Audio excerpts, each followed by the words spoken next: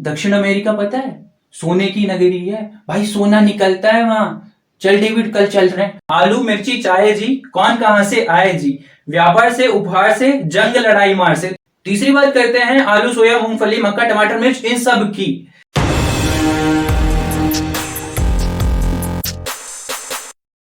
तो पिछली वीडियो में हमने देखा the making of a global world की इंट्रोडक्शन।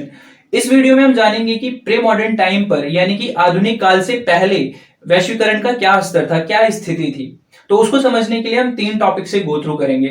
सबसे पहले हम सिल्क रूट को समझेंगे, फिर समझेंगे कि फूड ने कैसे ट्रेवल किया, फिर ये समझेंगे कि ट्रेड, बीमारी और विजय की क्या गाथा थी। तो प्री मॉडर्न टाइम पर यानी कि आधुनिक काल से पहले भी व्यापार था या वैश्वीकरण था। इसका जो सबसे बड़ा उदाहरण है वो है सिल्क रूट यानी कि रेशम मार्ग। अब सोचिए कि प्रोडक्ट के नाम पे ही मार्ग का नाम पड़ गया है, कितना ज्यादा महत्वपूर्ण वो प्रोडक्ट होगा जो कि वेस्टर्न कंट्रीज को सप्लाई होता होगा। यानी कि रेशम जो चाइना का था वो कितना महत्वपूर्ण था। ये रास्ता ना केवल जमीन पर था बल्कि समुद्र में भी था। इस रास्ते से चाइना अपनी पॉटरी दूसरे देशों में भेजता था और भारत या अन्य जो एशियाई देश थे वो अपने कपड़े और मसाले दूसरे देशों को भेजा करते थे। इस रास्ते ने न केवल एशियन कंट्रीज को जोड़ा बल्कि एशिया को उत्तरी अफ्रीका से और यूरोप से भी जोड़ा। इस रास्ते से कल्चरल एक्सचेंज भी हुए। क्रिश्चियन मिशनरीज जो थे वो भी इसी रास्ते से आए, इस्लाम धर्म भी इसी रास्ते से चलकर पूरे विश्व में फैला। उसके बाद भारत में जो उत्पन्न हुआ बौद्ध धर्म वो भी इसी रास्ते से चलकर पूरे विश्व में फैला। तो ये था कि किस तरह से सिल्क रूट ने भूमंडलीकरण को सपोर्ट किया उस टाइम पर भी। अब हम जानेंगे कि किस तरह से भोजन ने एक जगह से दूसरी जगह ट्रेवल किया। भोजन ने ट्रेवल किया यात्रियों के साथ। अब आप एक सिचुएशन सपोज करिए कि मान लीजिए एक यात्री है जो कि भारत में आता है। अब जब वो भारत में आएगा अपने साथ कुछ खाने पीने की चीजें तो लेकर आएगा ही। वो सारी चीजों के बारे में अगर भारतीय जनता नहीं जानती तो वो उनके बारे में पूछेगी, समझेगी और उसको उन चीजों के बारे में पता चल जाएगा, उन फसलों के बारे में पता चल जाएगा। दूसरा, वो यात्री जो आया है अगर वो भारत में कुछ नया देखता है, भारत में कोई नई फसल, नई तरह की फसल देखता है तो वो जाके अपने देश में भी उसके बारे में बताएगा। तो इस तरह से फसलों का एक जगह से दूसरी जगह यानी कि भोजन का एक जगह से दूसरी जगह यात्रा हो पाया। तो इसमें हम देखेंगे travel story of noodle, pasta और कुछ अन्य फसलों की। तो शुरू करते हैं नूडल्स से।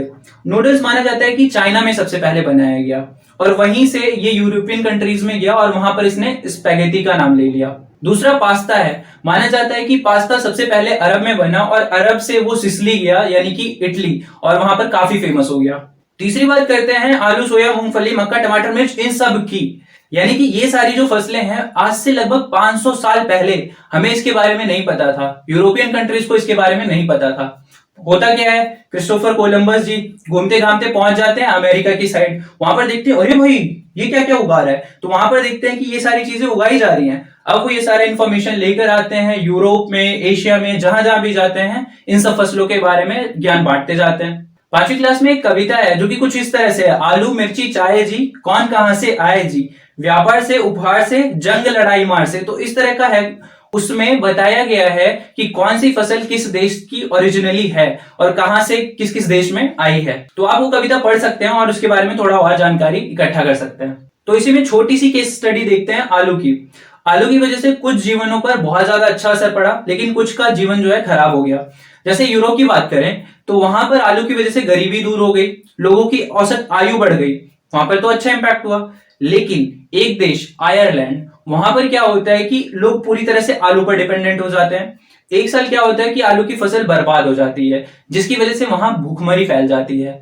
आपकी किताब में एक इमेज दी हुई है जिसमें दिखाया गया है कुछ बच्चे जो हैं वो उस खेत में आलू खोज रहे हैं जो कि पहले ही हार्वेस्ट की जा चुकी है, यानी कि उसमें आलू है नहीं लेकिन वो तलाश रहे हैं कि कहीं एक आध आलू मिल जाए जो छूटा हुआ हो। तो ये थी कहानी भोजन की यात्रा की। अब बात करते हैं थोड़ी सी विजय, बीमारी और जीत की। तो शुरू करते हैं सबसे पहले व्यापार से। क्या था कि काफी पहले से ही हिंद महासागर में ज्ञान, परंपरा, लोक भाग इन सब का एक जगह से दूसरी जगह आना जाना हुआ करता था, यानी व्यापार वहां पर हो रहा था। और 16वीं सदी में यूरोप जो है वो ढूंढ लेता है किसको, ईस्ट में एशिया को और वेस्ट में अमेरिका को। तो एशिया में जब वो देखता है कि हिंद महासागर में तो व्यापार हो रहा है तो वो भी उसमें कूद पड़ता है जिसकी वजह से वहां के व्यापार में थोड़ी तेजी आ जाती है। दूसरा उसने किसको खोजा था, अमेरिका को। तो वहां पर वो देखता है भाई वहां पर तो बेहिसाब रिसोर्सेज, खनिज भरा पड़ा है, बेहिसाब फसलें हैं, वहां पर इतनी सारी लैंड है, तो उसकी तो आंखें चकाचौंध रह जाती हैं। अब पेरू और मैक्सिको की खानों से जो भी बहुमूल्य धातुएं निकलती थी उसको ले लेकर यूरोप बहुत ज्यादा धनी बन गया और उसने उछल उछल कर एशिया के साथ व्यापार किया। इतना ही नहीं, 17वीं सेंचुरी में दक्षिण अमेरिका के बारे में, उसकी धन संपदा के बारे में कहानियां बनने लग गई।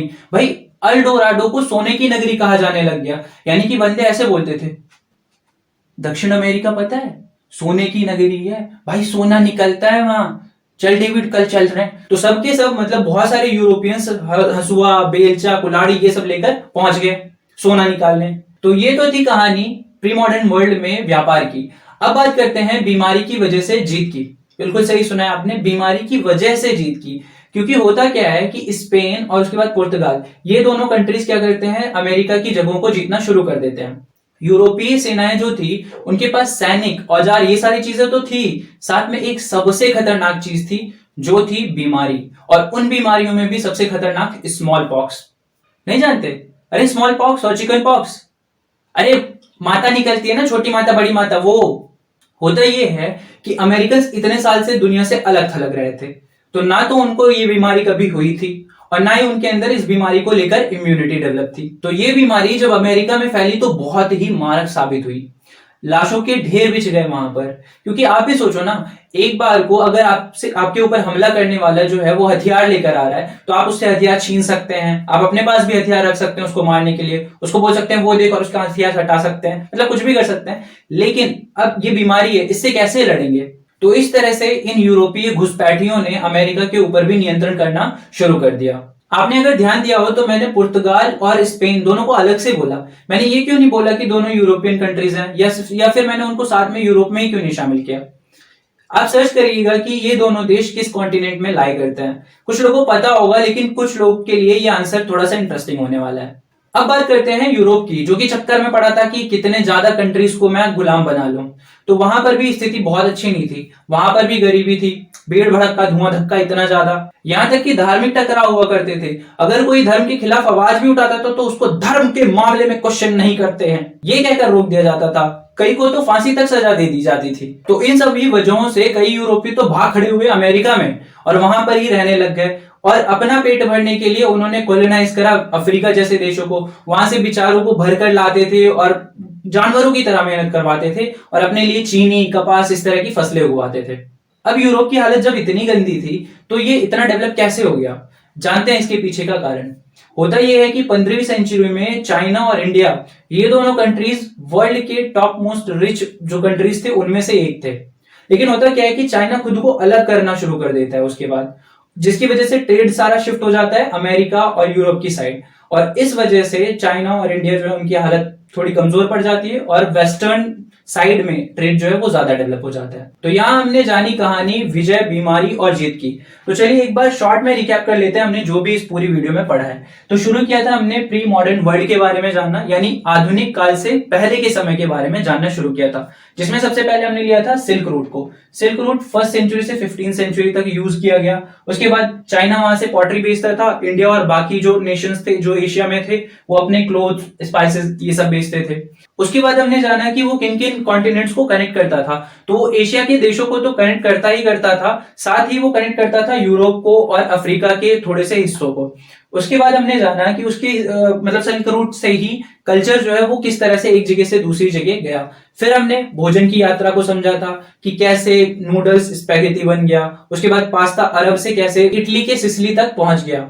फिर हमने जाना कि किस तरह से बहुत सारी फसलें जिसको आज से लगभग 500 साल पहले भी हम लोग नहीं जानते थे, उसको किस तरह से क्रिस्टोफर कोलंबस की खोज की वजह से हम सबने जाना। यानी हमने उसमें देखा कि पोटैटो, चिली, मेज ये सारी चीजें कैसे अमेरिका से और पूरे विश्व में फैली। उसके बाद हमने थोड़ी छोटी सी केस स्टडी की थी पोटैटो के बारे में और उसके हमने पॉजिटिव और नेगेटिव इम्पैक्ट के बारे में 2 देशों पर देखा था। फिर हमने बात की थी थोड़ी सी व्यापार के बारे में, जिसमें हमने सबसे पहले इंडियन ओशियन में देखा था, वहां व्यापार हो रहा था। यूरोप ने 16वीं सेंचुरी में दोनों को खोजा, किसको किसको, एशिया को और यहाँ पर अमेरिका को, और फिर उनके साथ भी व्यापार करने लग गया।